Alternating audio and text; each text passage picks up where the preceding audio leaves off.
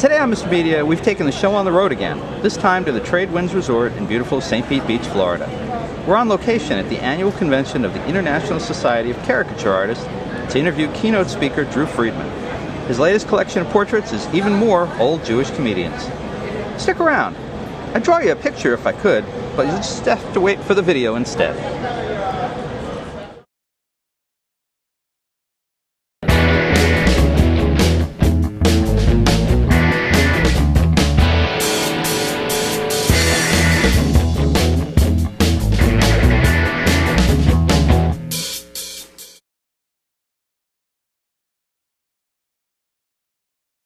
Mr. Media is recorded live before a studio audience of actual working caricaturists gathered here for their annual convention in the new media capital of the world, St. Petersburg, Florida.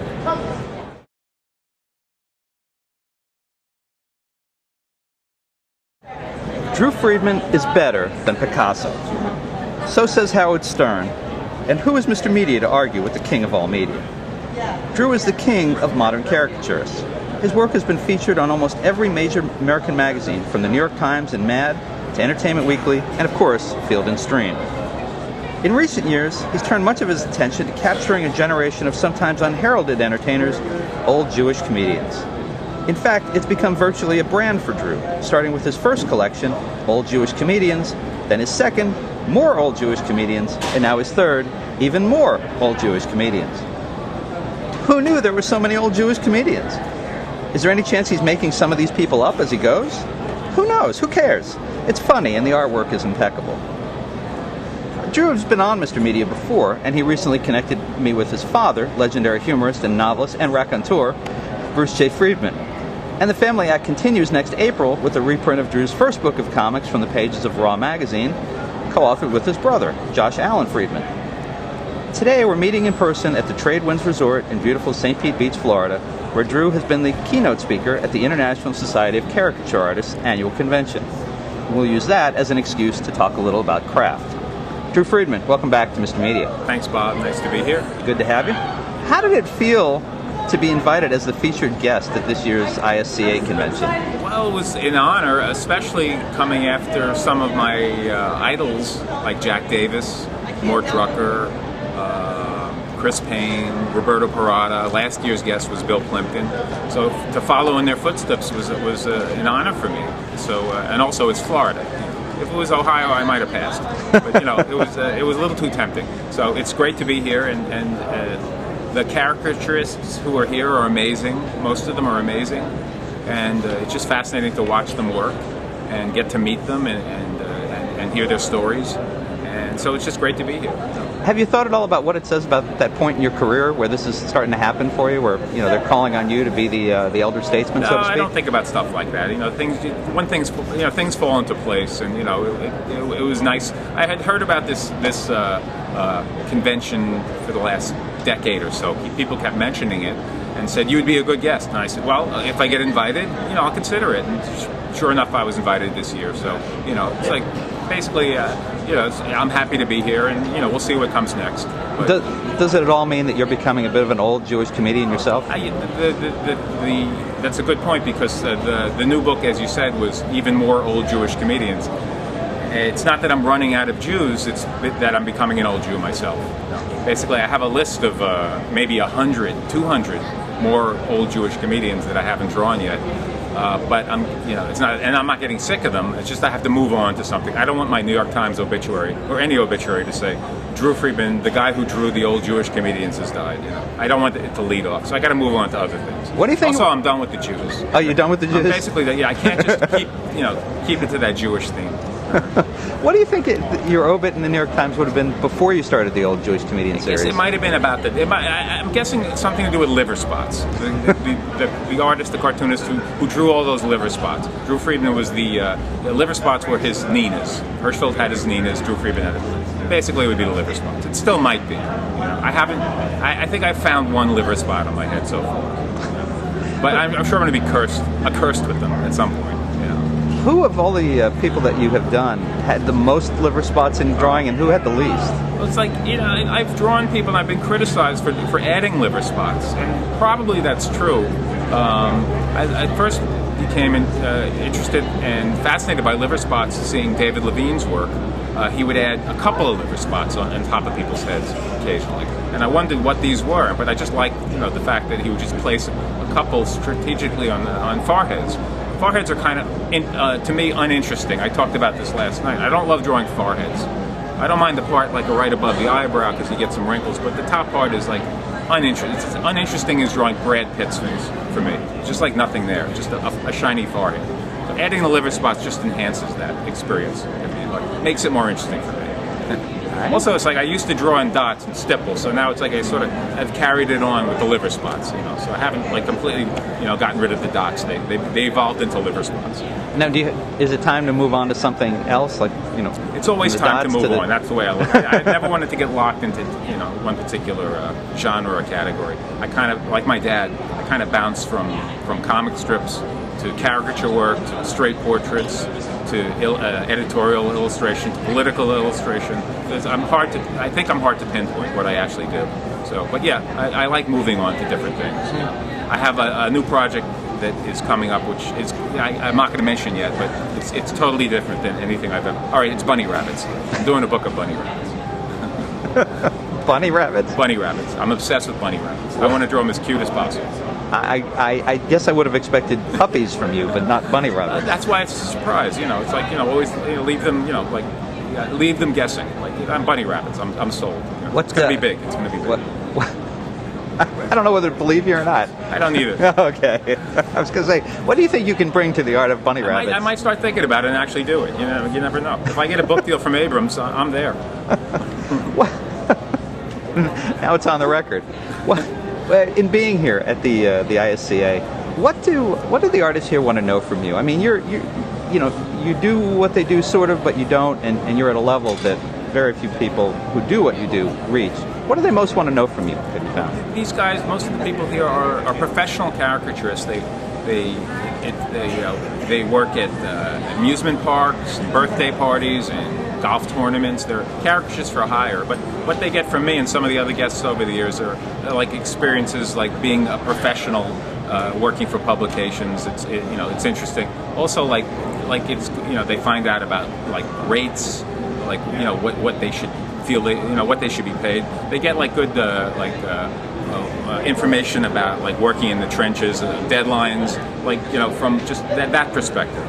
A lot of these guys are not interested in even getting published. They just want to do caricatures for like I said for birthday parties, bar mitzvahs, weddings, and stuff. And so it's like a mix. It's an entire mix. But it's great to be here and answer any questions about my horror stories over the years, dealing with celebrities who have taken offense to some of my drawings, and some of them who have loved some of the drawings. So it's a whole mix. So I told anybody I'll talk about anything. Last night the keynote address was all about old Jews. So it was like a couple of people from Japan who were a little confused. But, it's like overall, like when I did my Jerry Lewis impression, the people from Japan were happy. Yeah, I think you had offered to maybe do that for us. Is that? When I sent the first, everybody's going to look. Every head is going to turn when I do this. When we sent the first Jewish comedian book, Fantagraphics sent it out to some of the comedians, some of the living ones, and I got a phone message, and this is the message. He said, "Drew, call me back. This is Jerry Lewis." And he left his message twice. So I was thinking. I turned to Kathy, my wife, and said, "Jerry doesn't sound happy." I said, "What did I do? Is it because I gave him that stupid expression, or I didn't put him on the cover?" So I had to get up my nerve and call him back. I said, "Hey, Jerry, did you get the book?" He goes, "Yes, Drew, I got the book." I said, "So what'd you think?" He goes, "Jesus Christ, I loved it. Holy moly, what a book." So I was okay. Everything was cool.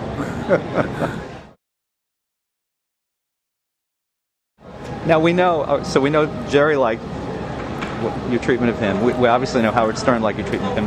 Who are some of the people who have not liked your treatment, and how have they responded that you've heard about? Well, I'm assuming people who haven't liked it, I haven't heard from.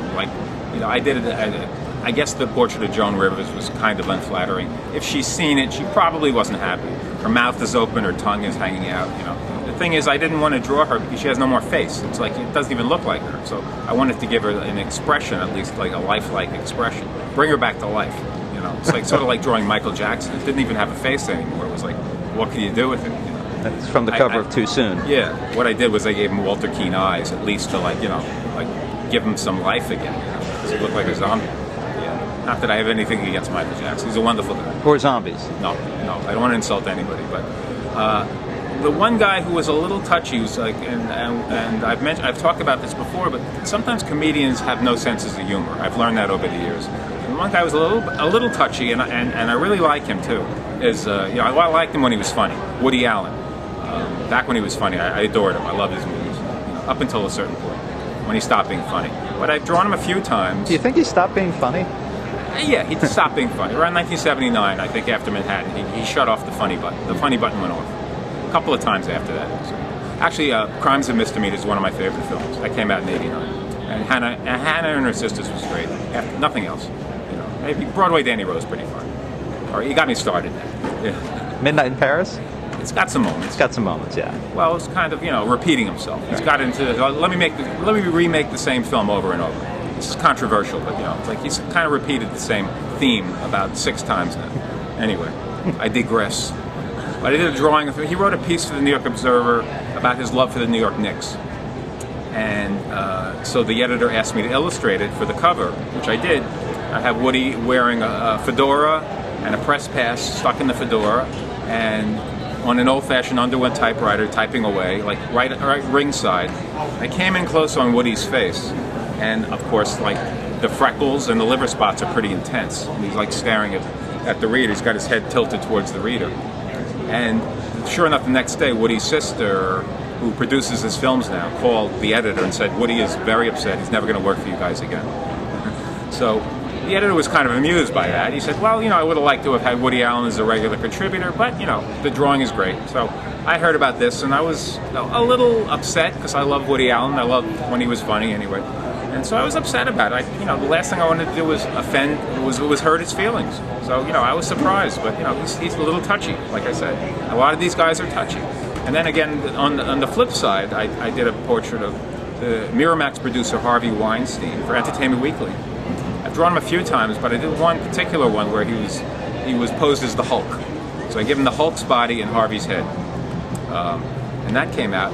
And when I looked at it, I turned to Kathy and I said, I think I went too far with this. Look at that face. I said, like, what was I thinking? I said, what's the matter with me? I said, why would I like draw him like this? You know, it came out, and sure enough, I heard from Harvey Weinstein, who loved the drawing and bought the drawing. Like, you never know. And the same with Howard Stern. It's like, the uglier, the more disgusting I draw him, the more he likes it. So, in fact, when he did a couple of years ago, he was putting together a TV show, an animated TV show. So he asked me to do the character design. The show's going to be for FX. The show didn't happen, but he called and said, like, I want you to draw me as disgusting as possible. Give me warts, give me pimples, give me a giant nose, make me look like a demented chicken. Which I did. I'll be showing some of the drawings in my talk tomorrow. But that's a case where I was encouraged to go too far, and he was thrilled with the results. The show didn't happen, but, you know, it could have been fun. Do you, you know, we've spoken a few times now, 4 times on the phone, now in person, and one of the things that strikes me is you're a very gentle kind of guy. You have a big personality, and I know you can be very acerbic and you can be satirical, but you seem to want to be liked. And is it hard to find the line that you're comfortable with when you're drawing people, or do you just have to give yourself up to it entirely and draw what comes out and then live with the result? That's basically it. I try to make the work hopefully as honest as possible. Like, I'm not, you know, this is a caricaturist convention. I'm not the type. I consider myself a caricaturist, but I don't.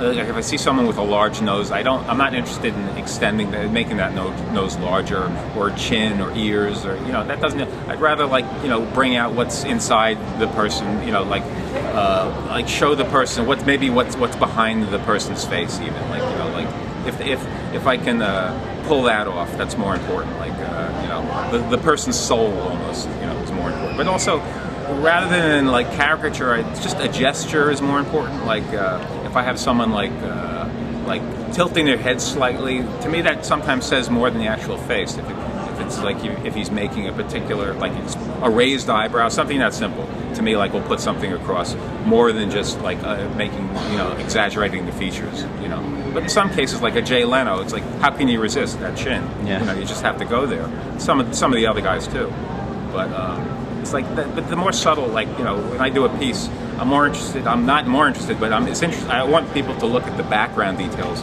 as much as they look at the, what's in front of the drawing. That's as important to me. Like, I pour everything into it, so I want the whole thing. It's like I'm more of a situational artist, where the entire thing is important rather than just a face.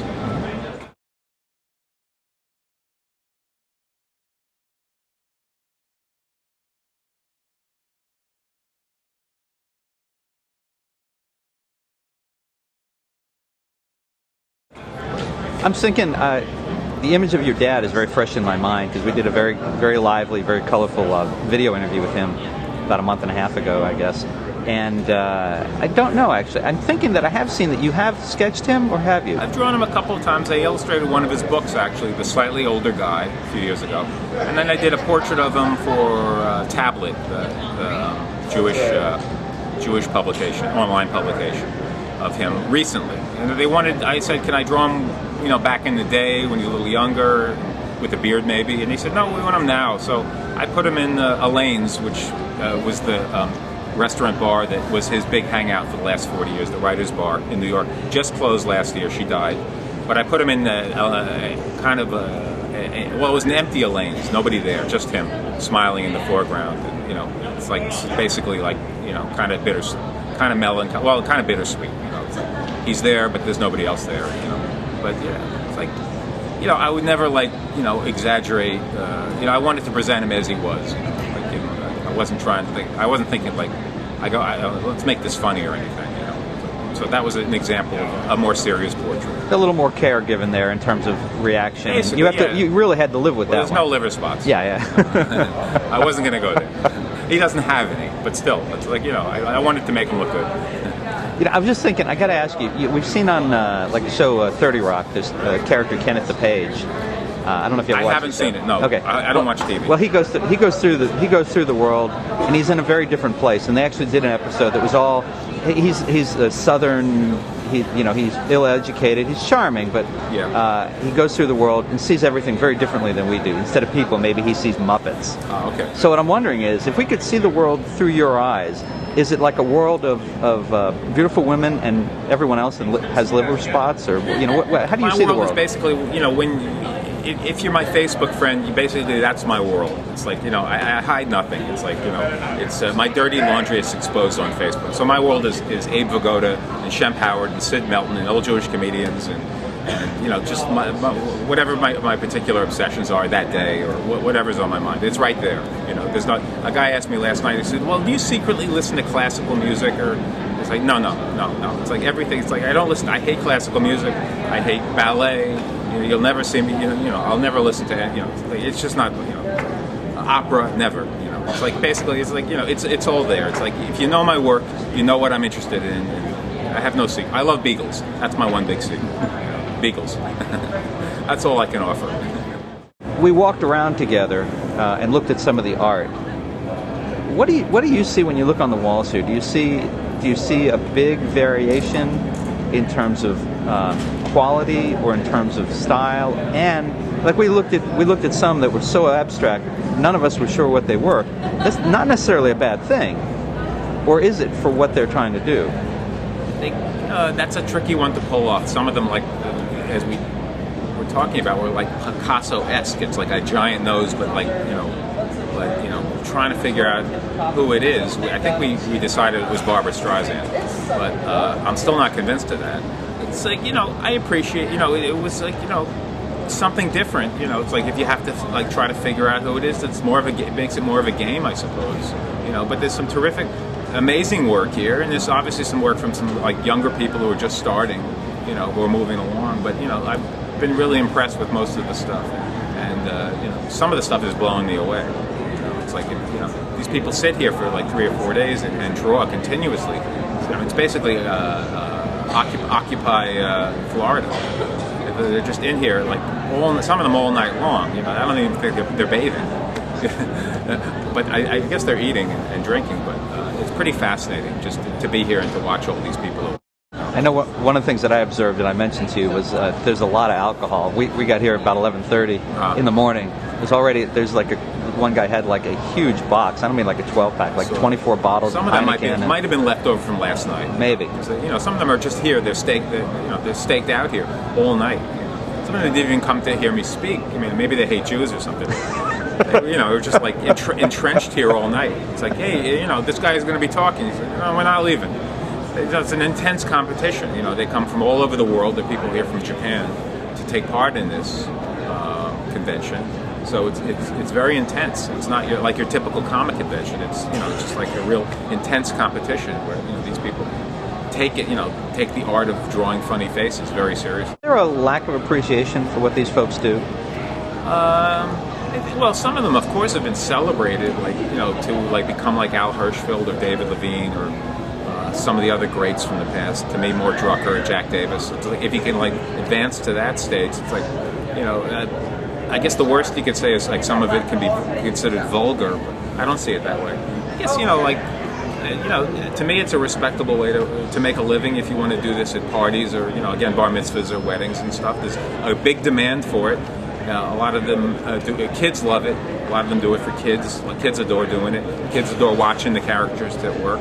So I think it's a terrific way to make a living. A lot of these folks, I think they have other jobs, but they do this as a sideline or on weekends, and are not necessarily professionals, but they still get great pleasure out of it. So, but just looking around, some of the work is just so great, so it's hard to raise an eyebrow. One of the ones that stood out to you, and you pointed out to me, was the lady who does the sculptures. And she's done Trump and Steve Jobs. Yeah, beautiful stuff. Pretty amazing stuff. Yeah, I think so. And she's sitting there doing it. You watch her working. Trump is amazing. It's like with the hair and the Steve Jobs. It's like she brought him to life, and with the black turtleneck and the skinny thing, and kind of like right before he died. But it's it's funny but also sad. Pretty fast. Who do you know who'd be interested to come to something like this? What kind of people would really benefit from seeing? It's not necessarily open to the public. You'd have to join the society. They have day passes here where people can come. But overall, it's a convention for the professionals who do it. I'm not sure, if the public would have much interest. I think looking at the work afterwards would be fascinating. But I'm not sure. I don't know if it would be who would be interested in just looking over the shoulders of artists at work, coming up with this stuff. I can't say for sure.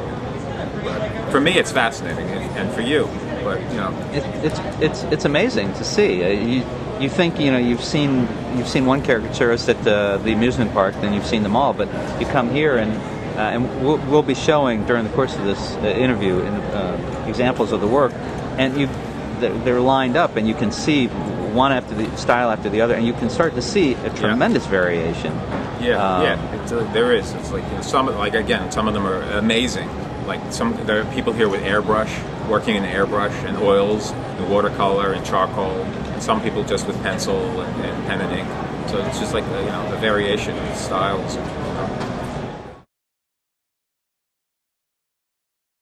Well, let's change gears a little bit. Kind of curious, still talking a little bit about craft, have you had to change your approach, either the way you actually do your art or the way that you operate as a business person? Because you have to be a business person to be independent and sell your art. In the digital age, has that changed things in the last 5 to 10 years for you? Not much. I work basically the same as I always have, the old-fashioned way. I don't work on the computer. I actually work with watercolor at my desk. The computer isn't even in my office, aside from my laptop, which I just turn to a couple times an hour just to check in on Facebook or whatnot. But no, it hasn't affected me that much. You have to be a little careful about what you put out there, and you got to worry about people stealing your work and stuff. That comes up occasionally. It came up with me recently where someone took a John Lennon piece I did and used it, and it went viral. He used it he stuck a John Lennon quote on there. The thing went viral, so we had to intervene and have Facebook put an end to it.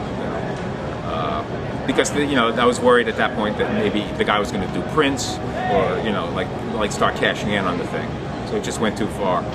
So and you have to protect your rights. Cease and desist. Yeah, with that, you don't have a went choice. a little too far because it went viral. Usually, if people share it or put it up as their Facebook profile pic, that's okay. But if it goes viral, which this thing did, we just had to put an end. Also, the guy.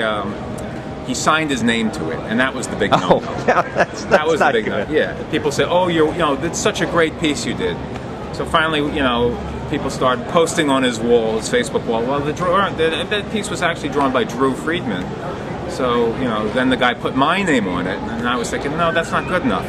Just take it down. Just take it all down. So it's like I didn't want to be bothered with this kind of thing, but sometimes you just have to step in. But that's the extreme example. Overall, it's like it hasn't really affected me. I don't work on the computer. When I finish something, my wife Kathy will touch it up before we send it out. Nothing leaves the house anymore. No original artwork leaves the house unless I've sold it.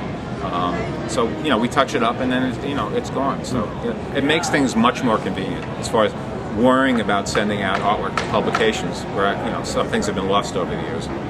So that's different. That's great. So you send it out digit? Yeah, everything goes out. Yeah. Everything, yeah. And I don't think I've asked you before, but so you do. Maybe I remember this from the website. You do sell your work. It is available. I sell the original work. Some people want to just keep everything that they have, but it's like I have a lot of it. I've sold a lot of it. If some people want to keep it, that's fine.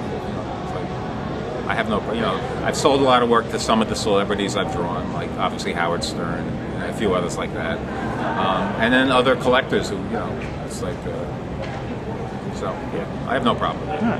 How would you feel about giving us a little demonstration of what you do? Can I draw you? If you like. How could I resist? Sure. Okay. Don't paint, but don't change your expression. If you're going to smile, smile. You want to smile? You want? Yeah, smile is good. Say one. Sure. Yeah. All right. Well, it's okay. Or whatever you want. You don't have to. I can smile. All right.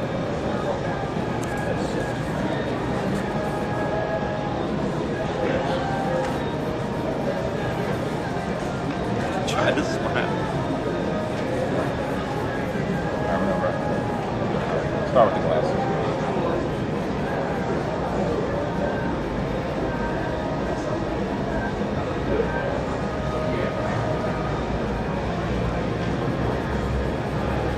Looking up at the camera, so when you look up, I'm not staring at you.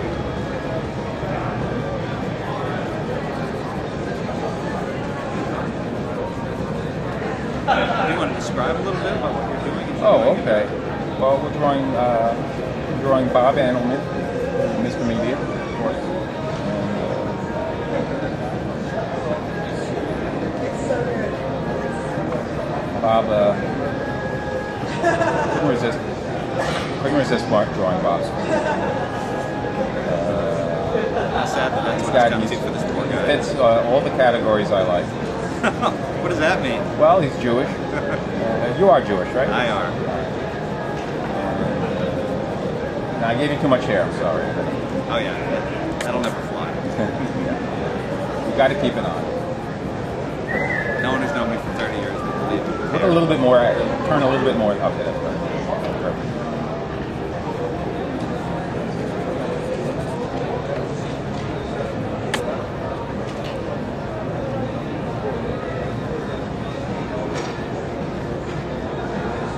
Again, this is more going to be of a straight portrait rather than the character thing. That's for demonstration purposes. Basically, I just want to show people you doing what you do. You gonna smile? Or you gonna like? I'm gonna smile. You gonna show me teeth? I'm gonna try to show you. Look at me. Okay. It's just I'm laughing because I'm thinking about that Howard Stern pickle story. Oh. I told Bob that Howard he's enjoyed my work, but another artist did a portrait of him for Entertainment Weekly, where he gave him a nose. He used a pickle as his nose. The artist is a great character named Panic Piven from Israel, and he uses objects for his characters. So he used a pickle as Howard Stern's nose, and Howard was very upset. Now, is it possible that he didn't know Stern, that he was just doing? I think he's from Israel, but I think he's in the U.S. But I think he was. I think I heard him talking about it later. He's a fan. Now smile. Okay. He was a fan. But the thing was, Howard was looking forward to this illustration because it was part of their power issue. Which I'm sure he placed pretty highly on. Yeah, he was like flattered to be included in their power issue. And when he got the issue, sure enough, it was this portrait of him with a giant pickle nose. So I can't imagine, having listened to him a lot. I know when he did the Rolling Stone piece in the last year or two, and how much he loved that, but how much he dreaded it after he did the interview.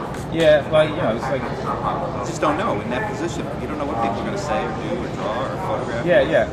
So I've been lucky with him because he first contacted me, and before I drew him, he liked one of my early books. So he called me and then talked about it on the radio, and then when I did draw him, he was like totally thrilled. I drew him dancing at a B'nai B'rith party with a bunch of old Jewish ladies, and he just like loved it. And then he asked me to illustrate his first book, Private Parts. Right.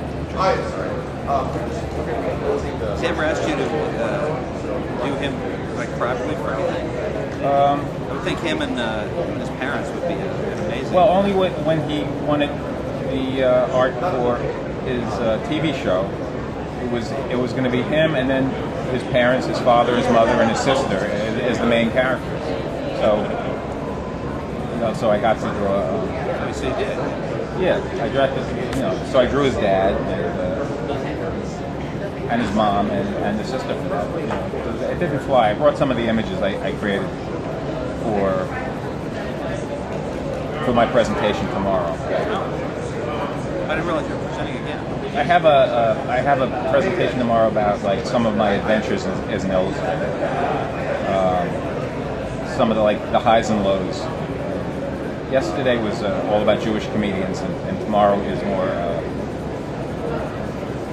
more some of my encounters with some of the people I've drawn.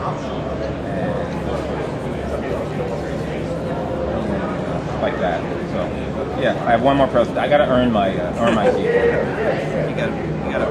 got to make it worth their while to provide that nice beachside.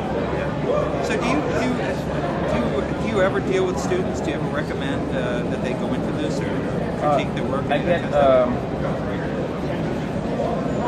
asked like how to get started basically, and. Like the magazine industry is kind of in flux now, as far as hiring and using illustration. Now it's like so much photo illustration, computerized.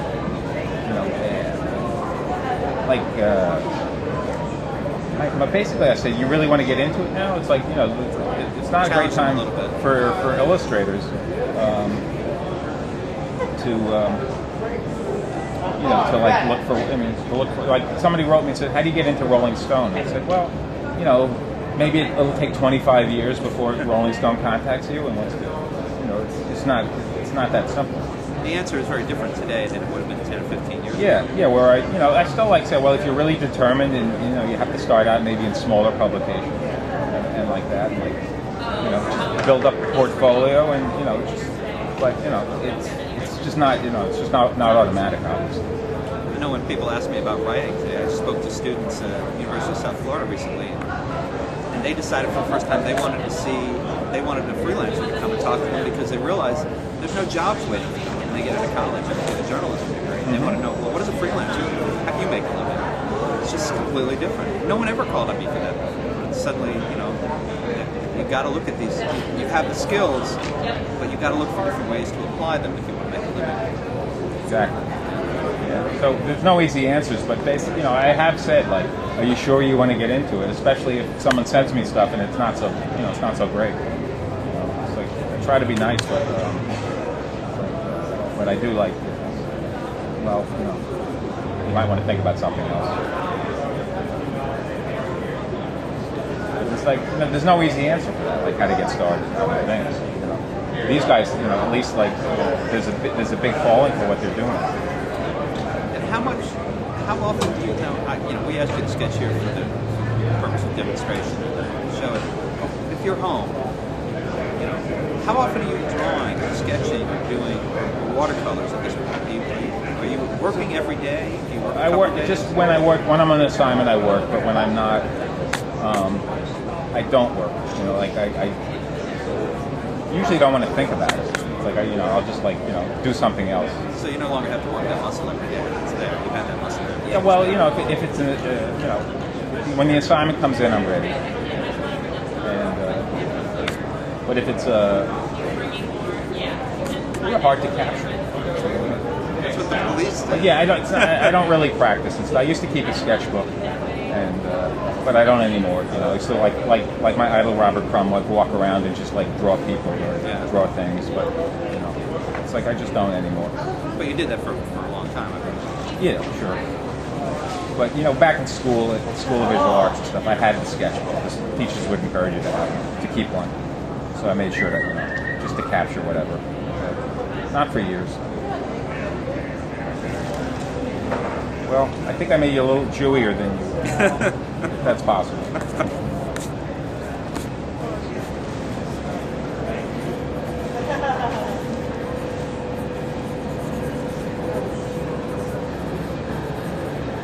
Sorry, I couldn't maintain a smile.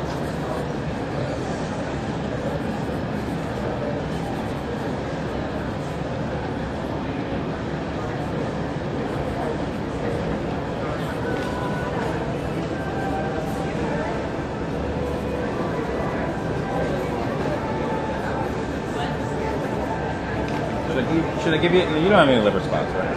Not that I'm aware of yet. There might be one on top. Unfortunately, I can't see it. I haven't detected. Well, if you can't detect it, no one can detect it, and I feel better. That was my concern when you said, well, I could do you or I could do Robert Crumb. I might have liver spots. Well, let me do a quick Robert Crumb. All right. This is I'll do a Crumb from memory, which is actually I prefer. This won't take long. It's all right. But I've actually I've drawn him a lot, and I love drawing Crumb. I'm just gonna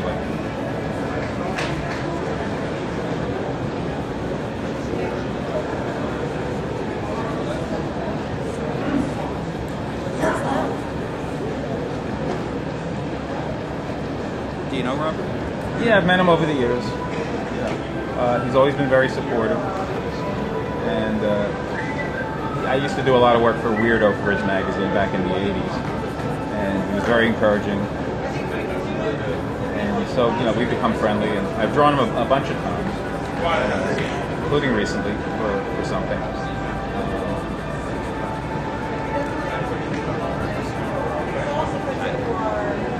I've never spoken to him or interviewed him, but between Dennis Kitchen and Pete Pawlowski and of course, Eisner stories, I feel like I have a little sense of him. He seems like a real interesting guy. Well, yeah, that's to put it mildly. Oh, and of course, the way he was captured in American Splendor was interesting. Well, yeah, and his film. And the documentary, obviously. Terry as well. But he was in New York earlier this year. The Society of Illustrators had a big show of his original work. So he came in. They flew him in for that, and I attended that. And that's the last time I saw him. We got to talk. I gave him a copy of my Sideshow Freaks book. And I always love seeing him. He's 67, 68 now, I think. And I just love looking at his face. Well, it's great to see this whole generation of guys who, when you were doing underground, when you were doing underground for that matter, who knew if that was going to lead to a career, if you guys would have to be doing something else 10 years hence. But so many guys still working, still active, still producing great work. Yeah, you know, not in all cases, but you know, it's like, I think again, like the evolving thing is like, you know, just not being stuck into one niche. Where a lot of people like will do that, and they kind of like, you know, well, they kind of fade. I think it's just great to always be, you know, evolving, and it's, you know, one of the reasons I gave up the stipple years ago. And of course, Will Eisner, among others, said you don't need it. It's like, you know, skip it. You don't need it. But at the time, I thought I did need it because one of my problems was then I was drawing too fast. I needed to slow down, and the stipple allowed, you know, just like allowed me to slow down. I mean, it like forced me to slow down. Like, you know, whereas like just obsessed with just drawing like way too fast. Not happy with the results finally. And so, you know, but you know, then finally I got, after 10 years of it, I just got bored with the stipple. Like, basically, you know, it's like, I never was crazy about that, I was never crazy about that style to begin with. You know, I can't think of any stipple, maybe Virgil Finlay, I like his work, science fiction illustrator, but I can't really think of any stipple artist whose work I could cite as like, wow. But everyone would cite you. Anyone can do anything about that. It served me well because it like slowed me down. Also, it was like it worked well for that kind of like noir comic strip stuff I was doing. You know, with the realistic. But that's another thing. I wouldn't like, you know, like, should I be a stipple artist? And I've always said no. Don't do that. Don't do it to your eyes. Robert Crumb actually warned me, like, you know, think about the future a little bit. You know, think about your eyesight. I think the first time we talked about that it became a bit of a problem. It was starting so focused. Well, it was starting to strain my eyes. Also, the incessant tapping was driving my wife nuts. When I was doing it, we were still living in a small New York apartment, so she had to get up at 6 a.m. to get ready for work, and I'd be tapping away with the Pro pen, and also with the X-Acto knife, like making corrections and stuff. So were you an angry? It was like just an intent, not angry, you know. But I paced myself. It took my time. So, you know, but finally it was just like, it was also, you know, getting assignments from magazines, needing an assignment maybe the next day in some cases, or I just couldn't take the time to do the stipple work. So I just, you know, quietly switched over to watercolor, you know, without calling attention to it. Most art directors nobody complained, like, hey, I thought I was hiring you to do the stipple work. Can you produce the watercolor faster than the stipple? Oh, much faster. Yeah, I'm addicted to the brush now because I'm using pencil here, but.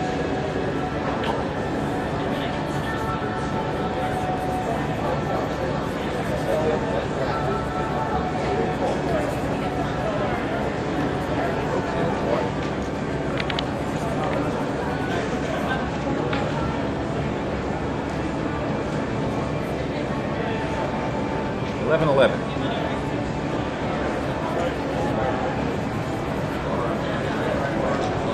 Okay, I think we're done here.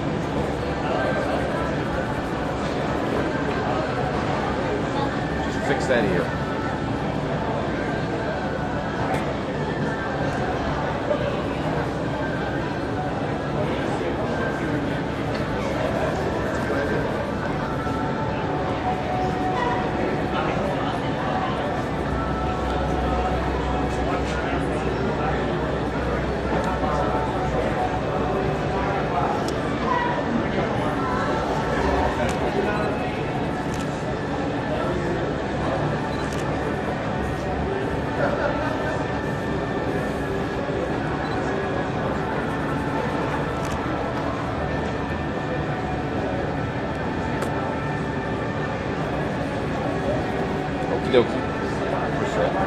Should I make this out to eBay?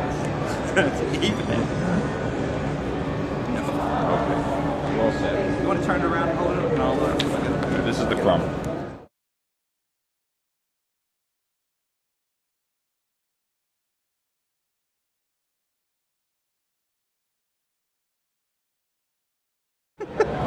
Well, okay, so we've been through the gamut. We've talked about the caricaturists, we've talked old Jewish comedians, more old Jewish comedians, and even more old Jewish comedians, and we now know that maybe there will be no more old Jewish comedians. There's plenty out there, but again, I'm done with them. right. And so Fantagraphics is has this reprint coming up. You were just looking at. Can you tell us about that? What was that's that a reprint of my first book from the mid '80s. A lot of the work written by my brother Josh. Early comic strips dealing with. The book is called Any Similarity to the Person's Living or Dead. So it's comic strips, mostly comic strips, illustrations dealing with obscure, grade C, grade B, grade Z movie actors, celebrities, forgotten celebrities, people like Tor Johnson and Wayne Newton biography, a lot of Joe Franklin material. It's like early work from the '80s. Work that originally appeared in Raw and Weirdo and Heavy Metal and National Lampoon. And it's all done in the stipple style. And the introduction is by a former elevator man who since died, who was a fan of the work. I did a new portrait of him for the book. So Chappie is his name. He did the forward. Now, and how much more work do you have that can be collected? I mean, how many more collections could there be? At some point, I'd like to collect my New York Observer covers. I've done over 200 of them over the last 16, 17 years. Most of them full color. Some of them might be dated, but I did a cover for them once a month, since 1994. I'd like to see a collection of those at some point. And also my work for Mad Magazine. I've been one of the usual gang of idiots for about 20 years now. So at some point, I'd like to see my Mad work collected as well. Those are the two collections that, down the road, I'm hoping those books come out. Any rights issues over the years? I mean, do you own the rights to your stuff? The Mad stuff is tricky. It's not tricky, but the Mad stuff is owned exclusively by Mad. So any book of the Mad work would have to be a Mad book. They would grant permission to reprint some of the work in some of my books, which they have with my book Too Soon has reprinted some of the Mad covers. But yeah, that work is owned by them. Overall, I retain copyright to basically just about everything I've done. The New Yorker owns the rights to the cover I did for them, Barack Obama cover. But they've been very generous as far as letting me reprint it in any anthology I'd like to. Well, Drew, it was great to do this in person this time. I agree. And folks, you can find Drew Friedman's latest collection of work, Even More Old Jewish Comedians, in great bookstores everywhere, or you can order it right now at a great price at MrMedia.com. And you have a website, it's drewfriedman.net. That's it. It's more of a print site. It shows my prints. I have a blog. You just Google me and it'll come right up. So, I disbanded the website, maybe I'll revise it. Now it's the blog, it's Facebook, and it's the print site. That's enough. You don't want people to get sick of it. No, we wouldn't want that. Definitely wouldn't want that. Drew Friedman, thank you so much for joining us, Mr. Media, today. Thanks, Bob. Thanks again for this. My pleasure.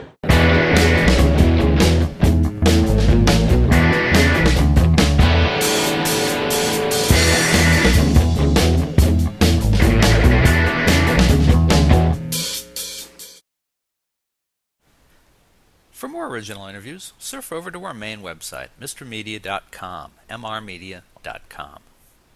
If you've enjoyed today's show, subscribe for free to Mr. Media via email, RSS, or iTunes, and you'll never miss a show. Another good idea, download our new free Mr. Media mobile app in the Android market. You can also listen with a piece of string and a tin can in many parts of the Internet. Show your support of Mr. Media by supporting our sponsors, including Audible. To download your free audiobook today, go to audibletrial.com/radio. Again, that's audibletrial.com/radio for your free audiobook. We're also supported by thepartyauthority.us. Call DJ Ira for all your party entertainment needs nationwide at 1-800-DIAL-DJs or visit their website, thepartyauthority.us. If you've got an idea for a guest, a comment on today's show, or would like to advertise on Mr. Media Radio, email me directly at bob@mrmedia.com, mrmedia.com.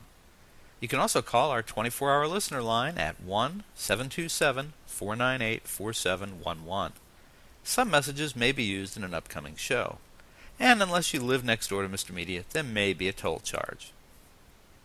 You can also follow Mr. Media on Facebook, Twitter, or our new YouTube and Vimeo video channels.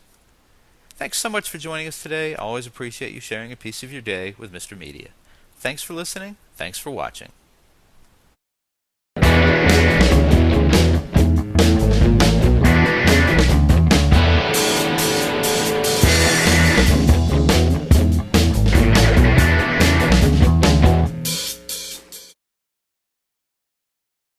Hey folks, you can hear Mr. Media while on the go now with Stitcher Smart Radio. Stitcher is a free news and talk mobile app available for your smartphone, whether you use an iPhone, iPod Touch, Android, BlackBerry Curve, or Palm Pre. And when you download Stitcher to hear Mr. Media today, you have a chance to win some real money. Downloading is quick and easy. Just find Stitcher in your smartphone's app store. Download it, it's free, takes seconds. Then, during registration, hit the promo code box and enter Mr. Media, that's MR Media, to get automatically entered to win $100. The latest episode of Mr. Media will be waiting for you in Stitcher's favorites right on your phone. You'll get access to lots of other amazing shows too, always available to you on demand, no syncing. Some of my favorites include WTF with Mark Maron, Plus One Per Diem with Kevin Smith, and The Nerdist with Chris Hardwick. It's all free and all instant to you on Stitcher Smart Radio. And don't forget to win the money. Enter promo code Mr. Media, MR Media, when you register. And thanks for listening.